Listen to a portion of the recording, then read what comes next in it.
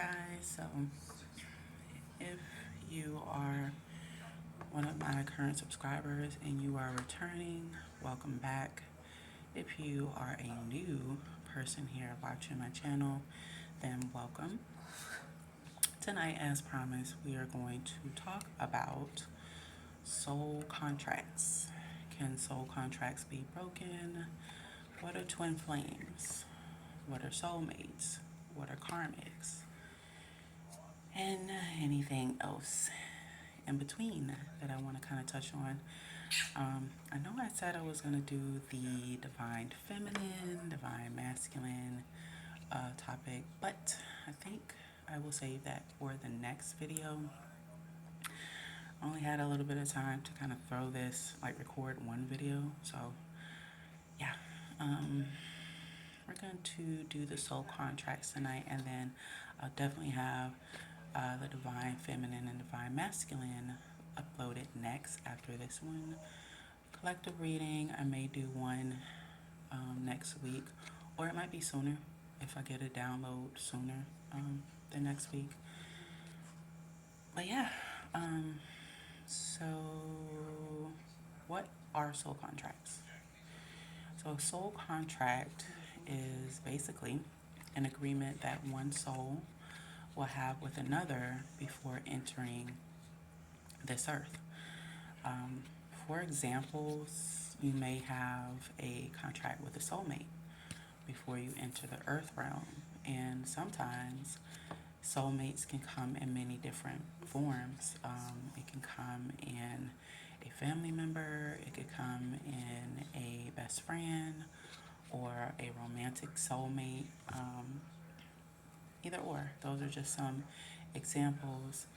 And again, this is a contract between the two souls, and you basically make an agreement that you both will complete certain tasks, certain lessons while you're here on earth. The soul contract is made before God, or what we would call a higher power, whichever you prefer, that you identify with as God. Everyone has a soul contract. That's another thing. Some of us may have different contracts than others, kind of depending on what lesson we need to learn in this lifetime that we didn't learn in our past life. So next thing is, can you break a soul contract? The answer to that is yes, you can. So for instance, sometimes we may break soul contracts because maybe there is someone that's not of our highest good that we're connected to. So in that case, we are allowed to break soul contracts. Next thing is, what is a twin flame? So twin flames, in short, is when one soul chooses to split into two souls at the time of reincarnation. So your twin flame partnership can be either romantic, or it can be a best friend. Just kind of depends. And with the twin flame journey, you basically come here to earth to learn many lessons together. Twin flame relationships can be very magnetic in terms of the energy between the two souls. The twin flame, I mean, to me, just as many experts have been able to kind of break this type of relationship down. It's two people but with the same soul. Like it's one soul but in two. So it's like if you meet your twin flame, or if you come into union with your twin flame, you automatically connect with each other, because it's like the very essence of your soul, but in another person. in like different form. They don't they don't look like you. It's very freaky if you really kind of dive into it. It's very kind of like weird, but at the same time, to me, it's kind of like fascinating. Um, Twin flame relationships can consist of um, two dynamics. Like it can be it could either be a positive union, or it could be one of the most hardest unions that you can encounter. And the reason why I say that it could be hard is because when you come into union with your twin flame, because the connection is so powerful, like it may scare one of you. So oftentimes we have what's called like a runner. So it'll be the twin flame that you meet, but maybe the connection scares them so much and they don't understand why you two connect the way you do. They don't understand, I don't know, why you finish each other's sentences, why, you literally seem familiar, like you feel familiar to the other. And so the connection is so intense that it literally terrifies them, so they'll run from it, which causes breakups. Because you can have a twin flame that's either, a friend, like non-romantic, or it can be a romantic relationship. So normally when you have what's called a runner, they could either run for a moment, which I don't know, can vary between a couple of months, or might not come back into union with that person, some say in years or in another lifetime. Like you might meet once in this lifetime, complete a task, and you're not due to meet each other until the next reincarnation. So some experts say. I don't know. I'm not an expert on twin flames, but to give you the basic meaning of it, that's what it means. So moving on, what is a soulmate? So a soulmate is basically a connection, kind of like a twin flame, very powerful. The person, once you meet them, they may feel familiar. It's usually someone that we might have married in a past life, or have a long-term relationship, or you might marry that person here in this lifetime. It is someone that you feel you don't have to hide from. They kind of feel like home. Um, you feel like you can tell them literally anything. You can't lie to them, even if you wanted to. Like it's very intense, very powerful type of connection. Um, you literally can't live without each other. Like it's not. I wouldn't say it's like codependent, but it's it's hard to walk away from this person. Like it's hard to like disconnect from this person. You just know it, like you feel it, based off of like the energy that you get with this person. Like this type of connection too will not always be, a romantic soulmate. It could be a friend, family member that comes in the form of a soulmate. Um, the connection also allows you to feel close to them. Like I said, like it's that magnetic. You don't even understand why you feel so close to them, but you just do. Um, and there's like this magnetic pull, um, that like no matter how much you try to get away from this person, it pulls you back to them, or you come back to them just on a soul level. Um, and that's usually because you've done this with them in a previous life. It's just in this life, you're in a different physical form. Same souls, just different form. But once again, this connection will basically feel familiar to you. So next thing we have is what happens if you break a contract, a soul contract. So we kind of touched on before that you basically can, break a soul contract if you choose, but are there any consequences if you break a soul contract? And the answer to that is yes. Kind of depends. um, and the reason why I say that is there may be a situation where you break a soul contract and there may not be any consequences to it, but then there may be, a situation where a person breaks a soul contract and you may have to repeat the same lesson that you did not, learn in this life or past life. So if you didn't learn the lesson in this life, if you break the soul contract in this life, when you come into reincarnation and you go into the next life, you will probably have to repeat that same lesson. You'll just be in a different body. You'll come as the same soul, but in a different physical form, basically. So yes, you can break a soul contract, but there may or may not be, consequences to that. It just kind of depends how many, everybody's journey is different too. That's another thing to consider. So it just kind of depends, how many lessons have you learned, or how many lessons did you learn in your past life that maybe, you need to learn in this life. Do you have to repeat any lessons from your past life? So it kind of all depends on, your last soul contract in the past life.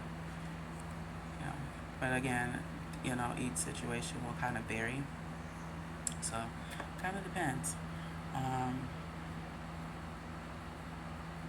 Also, if you are wondering how you can break a spiritual contract but without maybe going against universal law, then one of the suggestions is if you focus on being more positive in this lifetime and allowing the universe to reward you for your actions, like if you do good deeds, basically, then there may not be any, universal laws that you're breaking, because you're not putting out any, not like gaining any bad karma, I guess, from that. So again, it kind of depends, on each person. Another thing is they kind of say, if you focus on not resenting others for breaking your specific contract that maybe you had with another soul, or violating your soul while you were here, maybe, I don't know, maybe you got hurt in different relationships, so instead of you seeking revenge, you choose to kind of take that same energy and put out good, then you'll probably be rewarded and there won't be any consequences to you breaking the soul contract, because now you're operating from good energy instead of bad energy. And it also is good too if you learn from your mistakes too. Like if you had a soul contract with someone and maybe they violated the soul contract and now you feel some type of way, you want some revenge, but instead of you taking revenge, you do good deeds, as I stated before, but you also learn the lesson from that situation, you learn from your mistakes, and instead you choose to kind of move forward, but in a constructive way, then that's another way that you're not going against universal law. But it's a lot to that. Again, that's kind of the gist to that, of what could or could not happen if you break a soul contract. So the next thing we're going to talk about is what is a karmic relationship. I know it sounds weird. So, karmic relationships can be tricky. Um, Karmic relationships to me often sometimes feels like they may feel like a soul mate connection, like a soulmate connection, but a karmic relationship um, is brought into your life journey probably to teach you a lesson.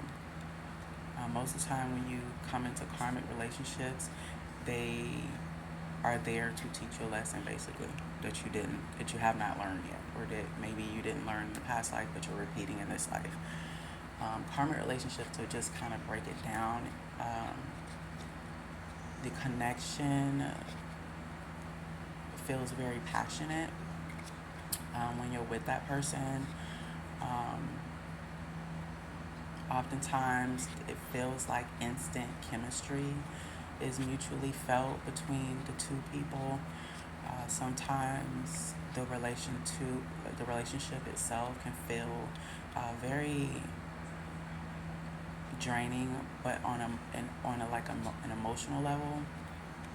So um, it can leave you feeling like emotionally drained, or when you're in a karmic relationship and let's say you two go your separate ways and you break up, it almost feels like you're addicted to that person, like an addiction. Um, it can be A karmic relationship can also be very exhausting, rather than feeling calmly settled and grounded in the relationship. So um, I don't know. There's there's like pros and cons. I mean, well, I can't say it's a pro, but it'll feel like it's a pro in a karmic relationship, but it's really there to literally teach you a lesson. Um, the problem, I think, when it comes to like karmic relationships is the connection. Like if it's time for the connection to end, most people don't know how to end it because of the energy that it carries between the two individuals. Like it just literally feels like you can't get this person out of your mind. You can't get away from them. Some even say karmic relationships is kind of like having a trauma bond with a person, which can be draining too. um, so yeah, karmic relationships can kind of suck if you keep having to go through them. But yeah, the next thing is how important are soul contracts? Like, how important are they to us? So, soul contracts can be either a positive experience or an unpleasant experience. Soul contracts are pretty much there to build on our soul's evolution while we're here in the earth realm. As we come here, we reincarnate here to learn many lessons. So they're very important to have before entering this life. But soul contracts assist us basically, in achieving our life's purpose. So in a nutshell, these contracts aid us in learning, all we need to know while we're here. These ties are often claimed to have also, spiritual bonds. So again, soul contracts are based on the notion that before incarnating into a new body, our souls correspond, with other souls during these prenatal meetings.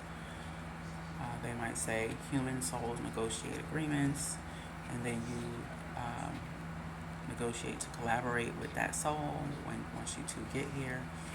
And so again, when you come into the earth plane, you're going to either have a positive experience here, or it may be unpleasant.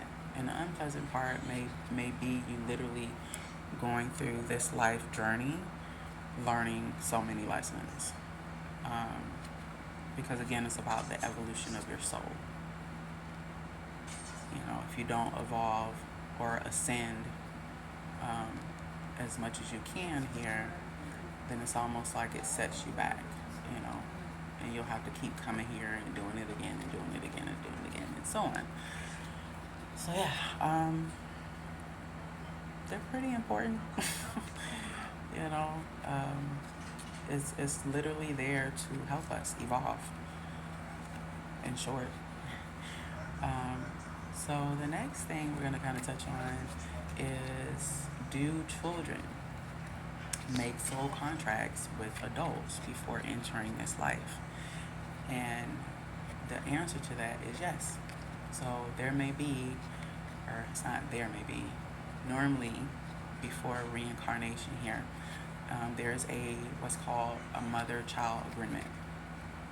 The mother-child agreement is the strongest contract we can make at a soul level, with the exception of the twin contract. At the basic level, your mother agrees to give you your most precious gift, which is your physical body. This is the body that you will need in order to enter what most spiritual people like to call Earth School, quote unquote. And you will need this body to basically come here, learn, grow, evolve, and hopefully you don't have to keep coming back to learn and evolve over and over again. So it could be, you could also, children can also make soul contracts with adults, even if it's a situation where you are adopted, as a child, and had no other contract, with your birth mother. But let's say she brought you into the earth plane, and she physically delivers you, carries you for 9 months. She basically, on her end, fulfilled that soul contract. She's done, basically. I mean, that sounds very shady. 222, as I tell you guys this. It sounds very shady and very cold, but if we're talking just on a spiritual level, on a soul level, that's, the gist of that soul contract. The child made an agreement with the mother. The mother carried the child, physically birthed the child. Now the child is fully physically here on earth. And the mother at that point, at which point, does not have to, stay in that child's life through their spiritual journey while they're here, because they would have fulfilled their soul contract already. So next thing we're going to kind of discuss is, can you make a soul contract, basically selling your soul? Can you sell your soul to the devil? Now, before I give the answer to this, I just want to add, even if you guys go Google this, it'll probably, I wouldn't say it would confuse you, but there's so much mixed information out there. I strongly feel like, yes, you can. Reason why I say that is because, well, we're going to talk about the industry. I'm just playing. Yeah, that I feel like you can. I feel like soul contracts can be for many different reasons. Just like they can be for good reasons, I feel like they can also be for bad reasons.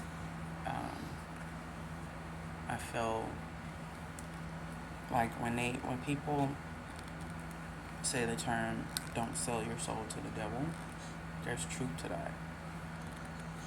I feel like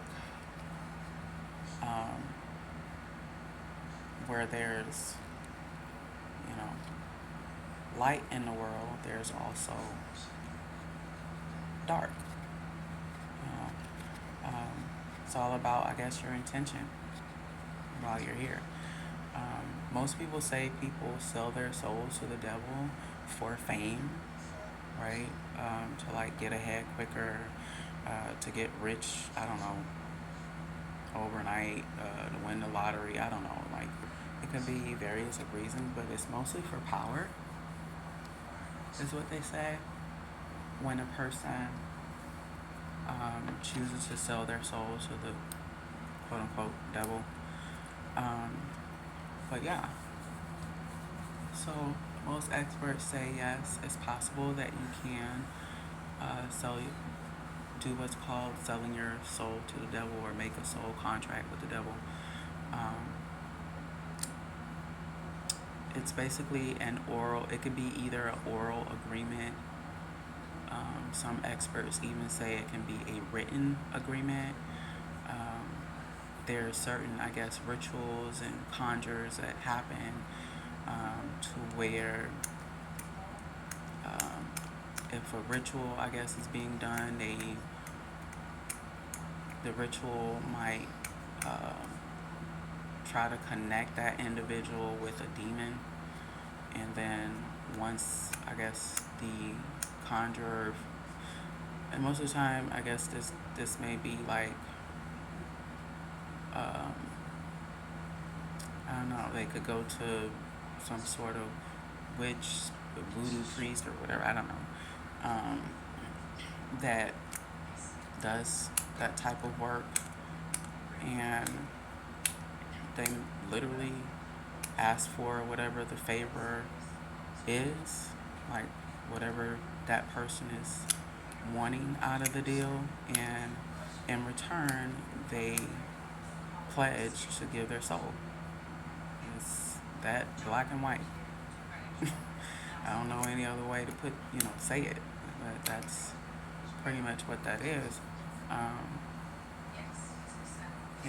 They ensure that the person is going to get whatever favor that they're asking for, and in return, once that person is on their way out the door, literally, from Earth, once they die, their soul, I guess, quote unquote, belongs to the devil.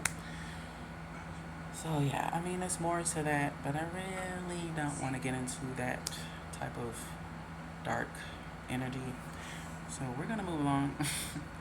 Just know that yes, people can make, I guess, soul contracts with the devil. It's definitely a real thing. But yeah. Anyway, moving on. What's a soul family? And basically, when you have a soul family, or what's called, I guess most people like to call them the soul tribes. They are souls who have basically cultivated their energy with yours before, like in a past life. They may not be related to you by blood directly, but they can still fulfill parts of your needs while you're here on Earth. If this is the case while you're here on Earth, your soul family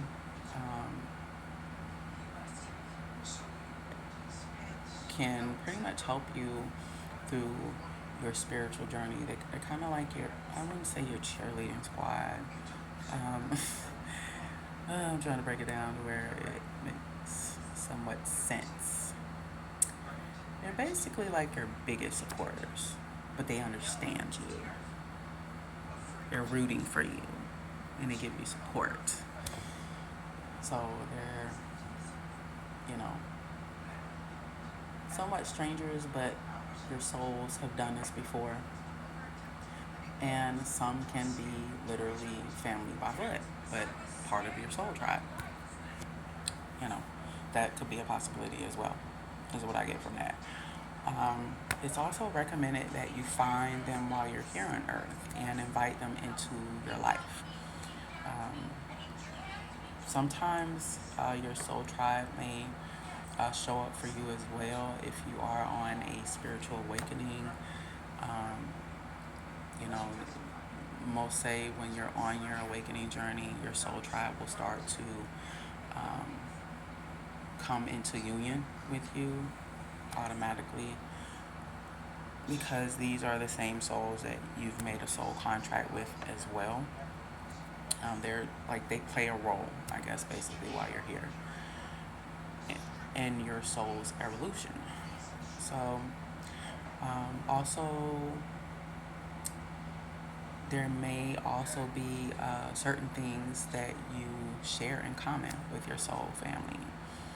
For example, or this is one of the examples, um, if they meet a certain criteria and fulfill specific needs in your life, then it could qualify them as a kindred spirit or maybe even a soulmate.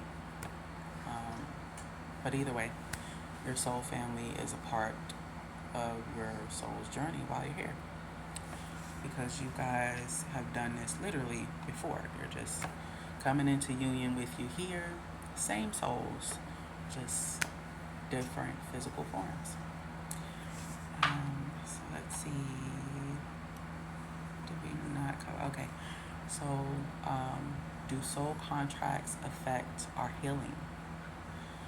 So, soul contracts can affect healing in a number of ways. For example, when you sign a soul contract, it automatically starts the process of your spiritual healing. When we usually talk about healing, we're pretty much referring to physical and emotional healing. However, when talking about spiritual healing, we're talking about your connection with God and how it has an effect on your well-being. All in all, spiritual healing is the process that takes place when you attend your spiritual needs, so they can be fulfilled to the fullest extent possible.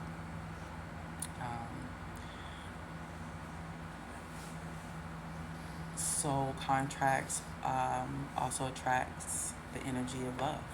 Soul contracts bring you close to the energy of love by helping you recognize when you need love and compassion in your life.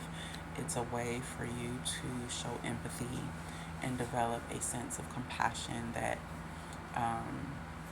you can take with you through your life's journey while you're here. When love is present in someone, this person will, and you'll be able to recognize it, this person will, be at peace with themselves, those around them as well. This means it's possible for you to recognize the presence of love when it happens, so you can take full advantage of such opportunities as much as possible. So,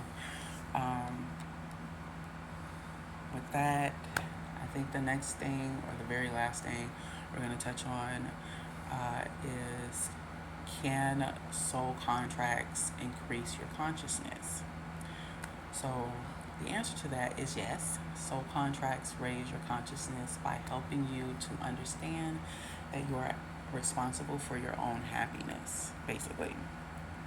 So this is your journey. You decide whether you can be happy in this journey or you can be miserable, not so happy. You basically get to decide while you're here. Yes, you do, have a spiritual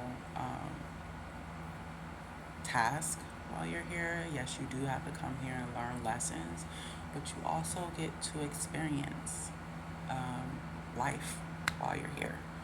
You get to love, enjoy, life as much as possible. Even if you have to reincarnate in the next lifetime, either way, you get to choose how your life journey,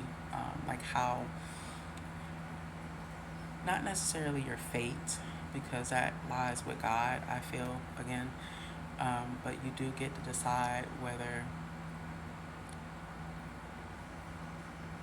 you have a good experience here, or I guess not so good. Um, it really depends on you. Like, while you're here, you can literally manifest anything, you know, while you're here on earth. You can decide. No one else can really decide that for you, is what I kind of get from that. But yeah, you are responsible for the choices that you make in life, which again affect how happy or unhappy you are while you're here. The higher level of consciousness can result in a greater connection with God, or some like to call spirit. I refer to that as God, because I believe in a higher power, which again, the soul contract, by raising your consciousness, will result in higher levels of well-being. So it's really all about your evolution while you're here and what you do on that journey. How much, how many levels of ascending you do, how many lessons you learn, what you do in this lifetime, just like the past life, etc. So yeah, that pretty much sums that up. I hope this helped you guys. If you did find this video informational, or if you, why do I make up words? That's not a word. If you found that the information was helpful, make sure that you guys hit the like button, and you can comment, subscribe to my channel. And if you subscribe, if it's like your first time subscribing, make sure that you hit the notification bell so that you can be informed when I come out with new collective readings or other spiritual topics. I do want to say thank you to my current subscribers and supporters. I appreciate you guys so much for just like supporting me, whether you like my videos, comment on my YouTube page, or you show support on any of my social media platforms. I hope you guys stay safe out here. I hope that you keep your energy protected, stay in high vibrations, and yeah, the next video that I do will definitely dive into the energies of divine feminine and divine masculine, how you can recognize the two, what character traits they both embody, what happens when you're unbalanced, when one is more dominant than the other one, how you can identify what energies you currently have in you that are more dominant than the other, what happens when they are brought into full balance. We'll kind of touch on all of that. I may do a collective reading. I may do one video next week or over the weekend. If I don't do it over the weekend, it'll be sometime next week. I'll keep you guys posted.